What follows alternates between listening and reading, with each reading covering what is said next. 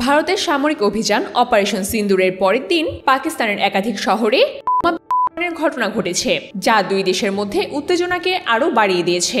৮ মে পাকিস্তানি গণমাধ্যম WION নিউজের প্রতিবেদন অনুযায়ী ভারতের সেনাবাহিনী পাকিস্তান ও পাক অধিকৃত কাশ্মীরের ৯টি ঘাঁটিতে চালানোর পর পাকিস্তানের লাহোর, করাচি, শিয়ালকোট, রাওয়ালপিন্ডি এবং গুজরানওয়ালা সহ একাধিক শহরে বিস্ফোরণের শব্দ শোনা যায়। লাহোরের ওয়ালটন রোডে সামরিক বিমানবন্দর সংলগ্ন এলাকায় পরপর বিস্ফোরণের ঘটনা ঘটে, যেখানে পাকিস্তানি সেনাবাহিনী দাবি করছে একটি ভারতীয় ড্রোন গুলি করে ভূপাতিত করার পর বিস্ফোরণটি ঘটে। গুজরানওয়ালায়ও ২টি বিস্ফোরণের শব্দ শোনা গেছে এবং সেনাবাহিনী জানিয়েছে ডিঙ্গা গ্রামে একটি ভারতীয় ড্রোনের ধ্বংসাবশেষ উদ্ধার করা হয়েছে।